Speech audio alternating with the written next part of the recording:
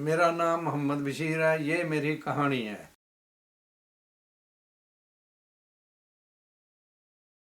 हमारी पाकिस्तान में पैदाइश है। हम लोकल हैं पाकिस्तान में। हमारा फादर भी पाकिस्तान, हमारा ग्रैंड फादर इंडिया से आया था। ग्रैंड फादर यहाँ लहलपुर में ज़मीन मिली थी, है जी। खेती बाड़ी करते थे। जब मैं प्राइमरी पास की तो खेती बाड़ी करनी शुरू की। 2-4 साल की, मगर मैंने कहा वालद साहब नो नो, ये तो हार्ड जॉब है। फिर मैंने दुकान बनाई विलेज में। ग्रोसरी दुकान करता था, कपड़ा बेचता था। चक नंबर 250 गाबे, हाँ जी। तहसील वो टोबा, ज़िला उदों फैसलाबाद, डिस्ट्रिक्ट लहलपुर कहते थे। फिर मैं दुकान करता था। 3-4 साल बाद दुकान के एक आदमी आया इंग्लैंड से। मैं सुबह को दुकान खोल के बाहर बहना ਹੁੰਦਾ ਸੀ, ਜਿਨ੍ਹਾਂ 'ਚ ਗਾਹਕ ਨਾ ਵੇ। ਕੱਪੜਾ ਵੇਚਦਾ ਸੀਗਾ। ਹੋਰ ਇੱਧਰ ਦੁਕਾਨ ਸਾਡੀ ਆਪਣੀ ਸੀ ਚੌਂਕ ਦੇ ਵਿੱਚ।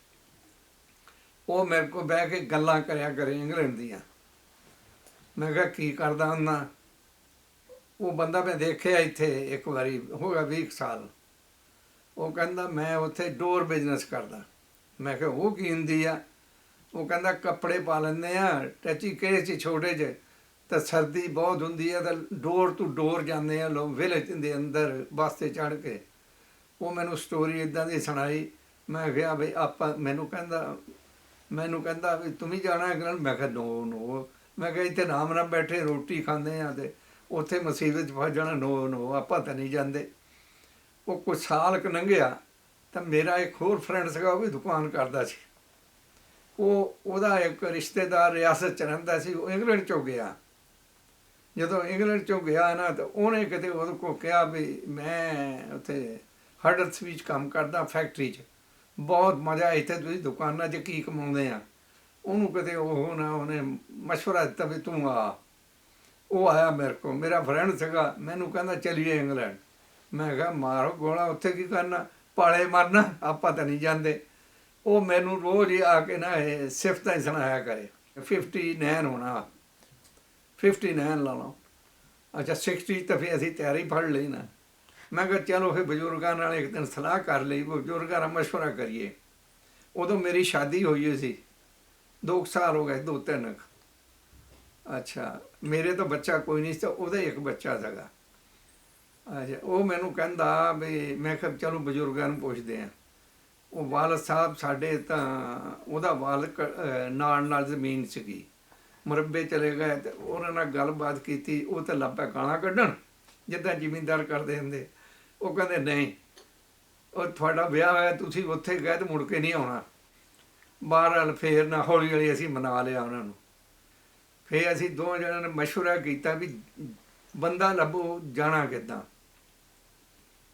ਪਾਸਪੋਰਟ ਕੌਣ ਬਣਾਊਗਾ। ਉਹ ਦੋਸਤ ਮੇਰਾ ਮਜਬੂਰ ਕਰੇ, ਕਹਿੰਦਾ ਮੈਂ, ਮੇਰਾ ਇੱਕ ਫਰੈਂਡ ਆਇਆ, ਮੇਰਾ ਰਿਸ਼ਤੇਦਾਰ, ਉਹ ਬਹੁਤ ਸਿਫਤਾਂ ਕਰਦਾ। ਕਹਿੰਦਾ ਮੈਂ ਹਡਸਬੀ ਰਹਿੰਦਾ ਅਤੇ ਮੈਂ ਨਾ ਉੱਥੇ ਕੰਮ ਕਰਦਾ ਅਤੇ ਠੀਕ ਆ, ਤਨਖਾਹ 8-7, 10-12 ਪਾਉਂਡ ਬਣਾ ਲੈਂਦਾ ਮੈਂ, ਇੱਥੇ ਨਾਲੋਂ ਚੰਗਾ। ਫਿਰ ਅਸੀਂ ਰੈਡੀ ਹੋ ਗਏ। ਮਸਲਨ ਮੈਂ ਕਿਹਾ ਚਲੋ ਚੱਲਦੇ ਹਾਂ। ਇਹ ਜਿਹੜਾ ਬੰਦਾ ਇੱਥੇ ਰਹਿੰਦਾ ਸੀ ਨਾ ਹਡਸਬੀ, ਉਹਨੇ ਲੈਟਰ ਵਾਪਸ ਲਿਖਿਆ ਬਈ ਤੁਸੀਂ ਆ ਜਾਓ, ਕੰਮ 'ਤੇ ਵੀ ਲਵਾਉਂਗਾ, ਇੱਥੇ ਫੈਕਟਰੀਆਂ 'ਚ ਕੰਮ ਕਰੀਦਾ, ਅਤੇ ਦੂਆ ਰਹਿਣ ਨੂੰ ਵੀ ਤੁਹਾਨੂੰ ਮੈਂ ਜਗ੍ਹਾ ਦਊਂ, ਤੁਸੀਂ ਆ ਜਾਓ। ਉਹ ਮੈਂ ਲੈਟਰ ਪੜ੍ਹਿਆ। ਹਾਂਜੀ, ਮੈਂ ਪ੍ਰਾਇਮਰੀ ਪੜ੍ਹਿਆ, ਜ਼ਿਆਦਾ ਨਹੀਂ, ਉਹ ਵੀ 5-6 ਪੜ੍ਹਿਆ ਸੀ। 4000 ਰੁਪਈਆ ਜੇਬ 'ਚ ਪਾਇਆ ਅਤੇ ਜਨਾਬ ਕਰਾਚੀ ਆ ਗਏ। ਜਦੋਂ ਉੱਥੇ ਆਇਆ ਨਾ, ਉਹ ਟਰਕਾਈ ਜਾਇਆ ਕਰੇ। ਕਹਿੰਦੇ ਵੀ ਅਗਲੇ ਮਹੀਨੇ 60 'ਚ ਆਏ ਸੀਗੇ, ਮੇਰਾ ਖਿਆਲ 2 ਮਹੀਨੇ ਰਹਿੰਦੇ ਸੀਗੇ। 61 ਚਾਨਣ ਨੂੰ ਐਂਡ ਸੀਗਾ, ਮਹੀਨਾ ਕੁ ਅਸੀਂ। ਫਿਰ ਸਾਨੂੰ ਉਹਨੇ ਮਕਾਨ ਲੈ ਦਿੱਤਾ ਕਿਰਾਏ 'ਤੇ। ਕਹਿੰਦਾ ਇੱਥੇ ਰਿਹਾ ਕਰੋ। ਹਾਂਜੀ, ਜਦੋਂ ਤੁਹਾਡਾ ਦਾ ਲੱਗੇਗਾ ਮੈਂ ਚੜ੍ਹਾਊਂਗਾ। ਅਸੀਂ ਕਿਹਾ ਠੀਕ ਆ। ਫਿਰ ਸਾਨੂੰ ਹਫ਼ਤਾ ਕੁ ਉੱਥੇ ਰੱਖਿਆ। ਫਿਰ ਉਹਨਾਂ ਨੇ ਚੜ੍ਹਾਇਆ। ਸਾਨੂੰ 5 ਪਾਉਂਡ ਦਿੱਤੇ 2 ਜਣਿਆਂ ਨੂੰ। ਸਟੋਰੀ ਇੱਥੇ ਮਜ਼ੇ ਦੀ ਸੁਣਨ ਵਾਲੇ।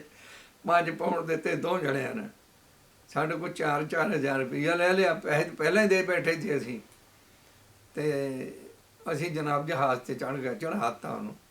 ਇਹ ਪਹਿਲਾ ਵਾਕਿਆ ਸੁਣਾਇਆ ਤੁਹਾਨੂੰ। ਅਸੀਂ ਇਹ ਜਹਾਜ਼ 'ਤੇ ਆਏ ਸੀ। ਅਸੀਂ ਲੁੱਕ ਲੱਗ ਕੇ ਨਹੀਂ ਆਏ, ਪੈਸੇ ਵਾਲੇ ਸੀਗੇ, ਸਿੱਧੇ ਹੀ ਆਏ ਆ।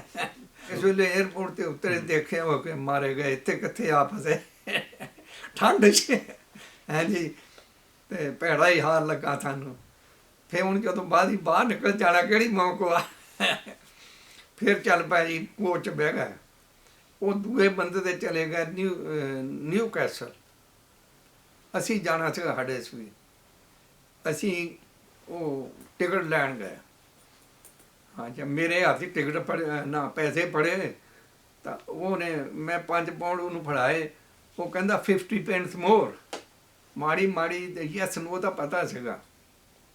ਪਾਕਿਸਤਾਨ ਵੀ ਫਿਰਦੇ ਤੁਰਦੇ ਸੀਗੇ ਅਸੀਂ, ਆਵਾਗਾਉਣ ਸੀਗੇ, ਮਤਲਬ ਸ਼ਹਿਰਾਂ 'ਚ ਜਾਣਾ, ਲੈਲਪੁਰ ਜਾਂਦੇ ਰਹਿੰਦੇ ਸੀ। ਜ਼ਿਮੀਂਦਾਰਾਂ ਦਾ ਮਾਲ ਮੂਲ ਖਰੀਦ ਕੇ ਬਿਜ਼ਨਸ ਕਰਦਾ ਸੀ ਮਾੜੀ ਮੋਟੀ। ਅੱਛਾ, ਉਹ ਕਹਿੰਦਾ 50 ਪੈਂਸ ਮੋਰ, ਹੁਣ ਪੈਸੇ ਹੋਣ ਤਾਂ ਦੇਵਾਂ। ਉਹਨੇ ਟਿਕਟ ਮੇਰੇ ਵੱਲ ਨੂੰ ਕੀਤਾ, ਮੈਂ ਖਿੱਚ ਲਿਆ। ਹਾਂਜੀ, 2 ਟਿਕਟ ਫੜ ਖਿੱਚ ਲਿਆ ਉਹਦੇ ਕੋਲ। ਪਿੱਛੇ ਲਾਈਨ ਲੱਗੀ ਹੋਈ, ਹਨੇਰਾ ਅਤੇ ਇੱਧਰ ਉੱਧਰ।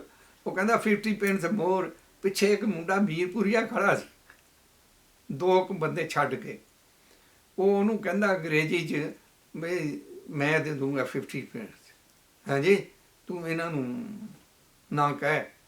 ਬਾਹਰ ਅਸੀਂ ਨਾ ਉਹਨੇ ਚੁੱਪ ਕਰ ਰਿਹਾ ਸੀ, ਟਿਕਟ ਲੈ ਕੇ ਪਾਸੇ ਹੋ ਗਏ। ਤਾਂ ਉਹਨੇ ਫਿਰ 50 ਪੈਂਸ ਦਿੱਤਾ। ਫਿਰ ਉਹ ਸਾਨੂੰ ਲੈ ਕੇ ਸਟੇਸ਼ਨ 'ਤੇ ਚਲਾ ਗਿਆ, ਕੇਕਰਾ ਸਟੇਸ਼ਨ 'ਤੇ। ਨਾਲ ਹੀ ਦੱਸੇਗਾ ਸਾਨੂੰ, ਹੁਣ ਕੀ ਪਤਾ ਪਲੇਟਫਾਰਮ ਕਿੱਥੇ ਆ। ਉੱਥੇ ਗਿਆ, ਉੱਥੇ ਸਾਨੂੰ ਚਾਹ ਪਿਲਾਈ ਉਹਨੇ। ਅਤੇ ਸਾਡੇ ਕੰਨ ਲਪੇਟੇ ਹੋਏ, ਤਾਂ ਗੱਡੀ ਆਵੇ ਅਤੇ ਚਲੀ ਜਾਵੇ। ਉਹ ਕਹਿੰਦਾ ਹਾਲੇ ਨਹੀਂ ਚੜ੍ਹਨਾ। ਅਤੇ ਬੁੜੀਆਂ ਸਾਡੇ ਵੱਲ ਦੇਖ ਕੇ ਹੱਸਣ, ਮੂੰਹ ਪੂਰਾ ਕਰ ਰਿਹਾ ਕੰਨ, ਸਿੰਗਲ ਕੋਟ ਪਾਏ ਹੋਏ, ਕੰਨ ਲਪੇਟੇ। ਕੰਨ ਲਪੇਟਣ ਦਾ ਰਿਵਾਜ਼ ਨਹੀਂ ਨਾ, ਮੁੰਡਾ ਕੰਨ ਲਪੇਟੇ ਤਾਂ ਚੰਗਾ ਨਹੀਂ ਨਾ ਲੱਗਦਾ। ਤਾਂ ਪਤਾ ਤਾਂ ਸਾਨੂੰ ਵੀ ਸੀਗਾ ਵੀ ਹੱਸਦੀਆਂ ਕਿਉਂ ਆ। ਬਾਹਰ ਮੁਸਕਰਾ ਕੇ ਤਾਂ ਪਰਨ ਹੋ ਜਾ ਕਰਨ ਬੁੱਢੀਆਂ ਠੇਰੀਆਂ। ਗੱਡੀ 'ਚ ਬਹਿ ਗਿਆ। ਉਦੋਂ ਕੋਲੇ ਨਾ ਗੱਡੀ ਚੱਲਦੀ ਸੀ। ਹਡਰਸਫੀਲਡ ਨੂੰ ਗੱਡੀ ਚੇਂਜ ਕਰਨੀ ਪੈਣੀ ਆ। ਅਸੀਂ ਕਿਹਾ ਵੀ ਠੀਕ ਆ। ਅਸੀਂ ਬਹਿ ਗਏ, ਇੰਨੀ ਸਰਦੀ, ਜਿਹਦਾ ਹਿਸਾਬ ਕੋਈ ਨਹੀਂ। ਅਸੀਂ ਦੋਨਾਂ ਜਣੇ ਸਲਾਹ ਕੀਤੀ ਵੀ ਜਦੋਂ ਜਾ ਕੇ ਖੜੀ ਹੋ ਜੂਗੀ ਨਾ ਜਿੱਥੇ, ਉੱਥੇ ਜਾ ਕੇ ਨਿਕਲਾਂਗੇ। ਆਪਾਂ ਤਾਂ ਨਹੀਂ ਨਿਕਲਦੇ ਬਾਹਰ ਨੂੰ ਧੌਣ ਕੱਢੀ ਤੇ ਠਰ ਜਾਵੇ, ਇੰਨੀ ਸਰਦੀ। ਸਿਆਲ ਦਾ ਮੌਸਮ, ਹਨੇਰਾ ਹੀ ਹਨੇਰਾ ਰਾਤ ਸੀ। ਬਹਰਹਾਲ ਅਸੀਂ ਨਾ ਗੱਡੀ ਜਾ ਕੇ ਠਾਹ ਜਾਣੀ ਲੱਗੀ ਨਾ, ਜਦੋਂ ਸਾਨੂੰ ਪਤਾ ਲੱਗ ਗਿਆ ਵੀ ਹੁਣ ਗੱਡੀ ਖੜੀ ਹੋ ਗਈ ਆ, ਲੀਡ ਆ ਗਿਆ। ਉਹ ਕੁਲੀ ਆਇਆ, ਬੰਦੇ ਦੇਖੇ, ਅਸੀਂ ਵਿੱਚ ਬੈਠੇ 2 ਜਣੇ। ਉਹਨੇ ਇਸ਼ਾਰਾ ਕੀਤਾ, ਅਸੀਂ ਉਤਰੇ। ਕਹਿੰਦਾ ਸਮਾਨ ਕਿੱਥੇ? ਉਹਨੇ ਸਾਡਾ ਸਮਾਨ ਵੀ ਚੱਕਿਆ ਰੇਡੀ ਜਿਹੀ, ਤੇ ਸਾਨੂੰ ਜਾ ਕੇ ਬੇਟੇ ਨੂੰ 'ਚ ਬਹਾਲ ਦਿੱਤਾ। ਕਹਿੰਦਾ ਇੱਥੇ ਬਹਿ ਜਾਓ। ਚਾਹ ਲਿਆਇਆ ਸਾਡੇ ਲਈ। ਉਹ ਰਿਪੋਰਟਰ ਜਿਹੜਾ ਫਿਰਦਾ ਸੀ, ਕਹਿੰਦਾ ਤੁਸੀਂ ਤਾਂ ਭੁੱਲ ਗਏ, ਤੁਸੀਂ ਤਾਂ ਹਡਰਸਫੀਲਡ ਜਾਣਾ ਸੀ, ਟਿਕਟ ਸਾਡੇ ਦੇਖ। ਤੁਸੀਂ ਤਾਂ 4 ਸਟੇਸ਼ਨ ਕਰੀ ਗਾਂਹ ਆ ਗਏ। ਅਸੀਂ ਕਿਹਾ, ਕਹਿੰਦਾ ਬਹਿ ਜਾਓ। ਹੁਣ ਤੁਹਾਨੂੰ ਅੰਗਰੇਜ਼ੀ ਮਾੜੀ ਮੋਟੀ ਤਾਂ ਨਹੀਂ ਨਾ ਆਉਂਦੀ ਸੀ, ਸਮਝ ਜਾਂਦੇ ਸੀ ਅਸੀਂ ਕੀ ਕਹਿੰਦਾ ਹੈ। ਕਹਿੰਦਾ ਹੁਣ ਮੰਮੀ ਜਾਣਾ ਰਾਜ ਵਾਪਸ ਉਹਨੂੰ ਹਡਰਸਫੀਲਡ ਵੱਲ ਨੂੰ, ਪਰ ਮੈਂ ਇੱਕ ਸਟੇਸ਼ਨ ਪਹਿਲਾਂ ਉਤਰ ਜਾਣਾ ਅਤੇ ਮੈਂ ਤੁਹਾਡੇ ਕੋਲ ਬੈਠੂੰਗਾ। ਅਸੀਂ ਕਿਹਾ ਠੀਕ ਆ। ਉਹ ਛੋਟੇ ਡੱਬੇ ਚੱਲ ਪਏ, ਛੋਟਾ ਡੱਬਾ ਸੀਗਾ। ਉਹ ਘੰਟੇ ਬਾਅਦ ਉਹ ਆਇਆ, ਸਾਨੂੰ ਇਸ਼ਾਰਾ ਕੀਤਾ। ਇਸ਼ਾਰਾ ਹੀ ਕਰਨਾ ਸੀ, ਐਵੇਂ ਝੂਠ ਬੋਲੀਏ।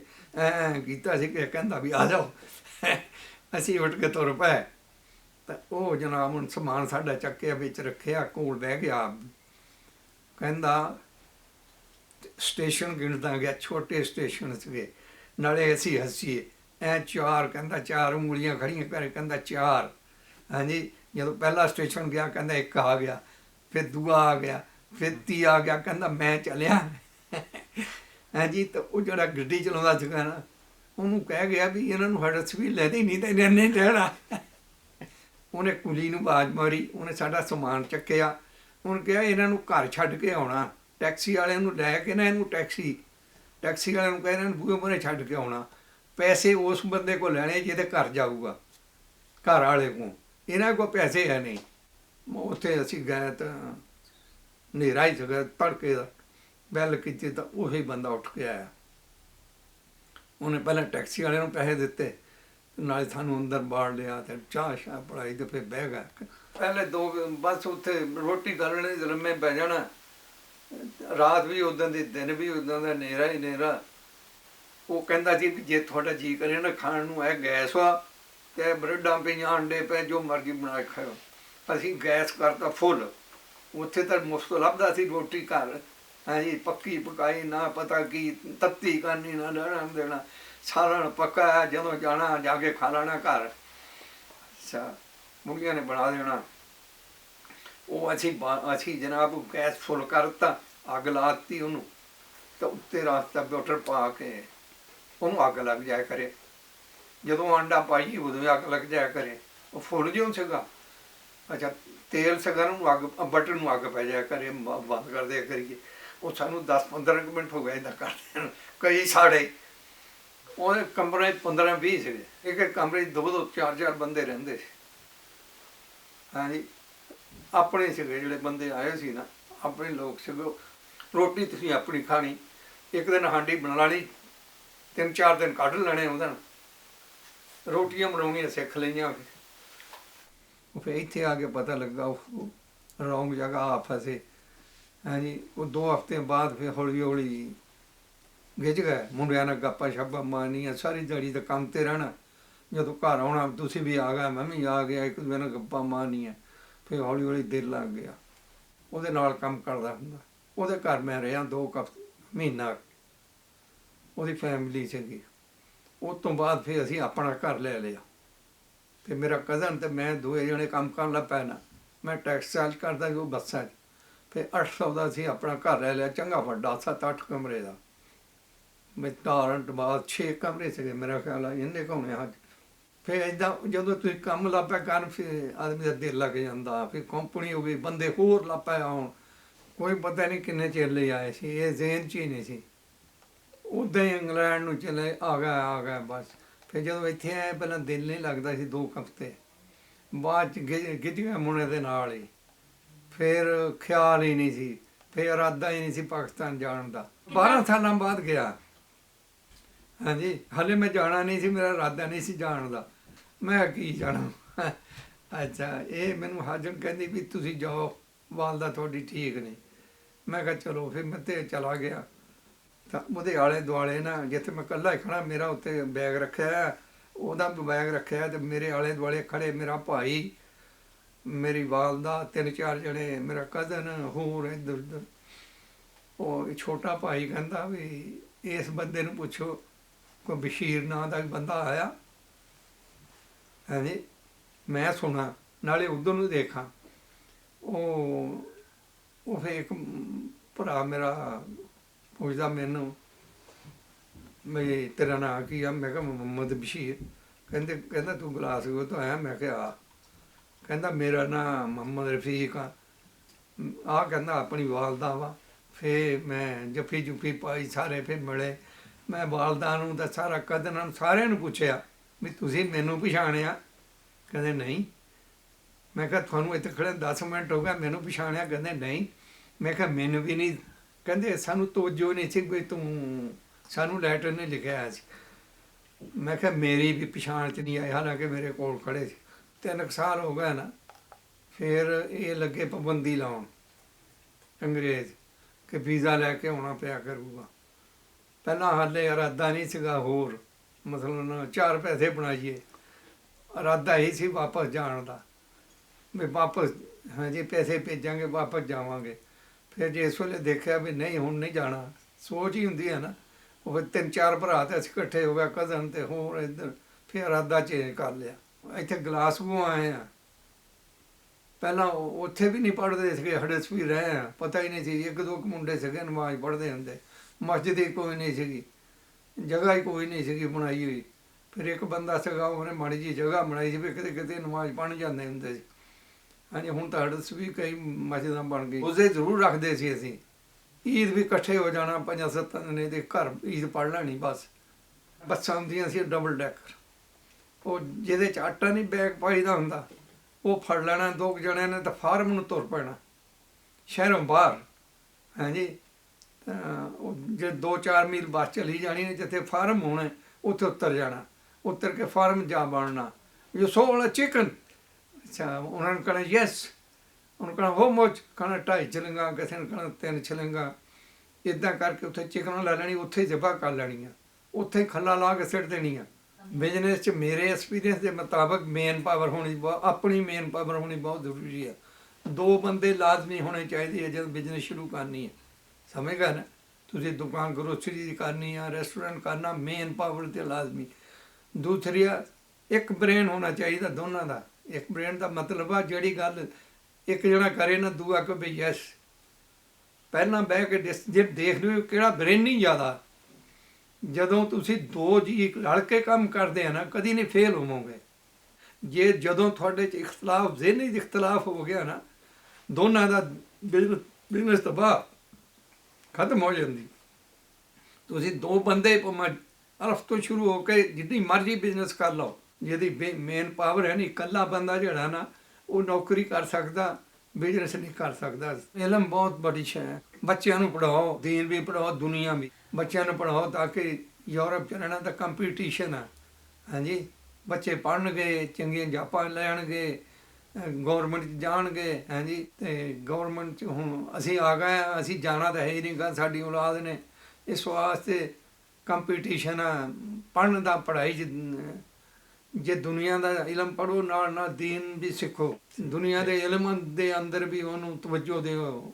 ਬਕਾਇਦਾ ਮਾਂ ਬਾਪ ਦੀ ਡਿਊਟੀ ਬਣਦੀ ਆ ਜਿਹੜੀ ਸਾਡੀ ਜਨਰੇਸ਼ਨ, ਉਹ ਆਪਣੇ ਬੱਚਿਆਂ ਨੂੰ ਦੀਨ ਦਾ ਵੀ ਸਿਖਾਓ ਔਰ ਦੁਨਿਆਵੀ ਮਾਮਲੇ 'ਚ ਵੀ ਉਹਨਾਂ ਨੂੰ ਅੱਗੇ ਰੱਖੋ, ਉਹਨਾਂ ਦਾ ਖਿਆਲ ਰੱਖੋ। ਹਾਂਜੀ, ਇਲਮ ਹੀ ਸਭ ਕੁਝ ਬੰਦੇ ਨੂੰ ਤਰੱਕੀ ਕਰਦਾ। ਪਛਤਾਵਾ ਇਹ ਹੈ ਕਿ ਇਲਮ ਨਹੀਂ ਪੜ੍ਹਿਆ। ਹਾਂਜੀ, ਇਲਮ ਹੀ ਬੜੀ ਸ਼ੈ ਆ। ਸਾਡੀ ਨਵੀਂ ਜਨਰੇਸ਼ਨ ਲਈ ਅਸੀਂ ਲੋਕਾਂ ਮਿਹਨਤਾਂ ਕੀਤੀਆਂ, ਤੁਹਾਡੇ ਲਈ ਮਸਜਿਦਾਂ ਬਣੀਆਂ, ਹਰ ਸ਼ੈ ਬਣ ਗਈ ਆ। ਨਹੀਂ ਤਾਂ ਪਹਿਲਾਂ ਤਾਂ ਇੱਥੇ ਕੱਖ ਵੀ ਨਹੀਂ ਸੀ।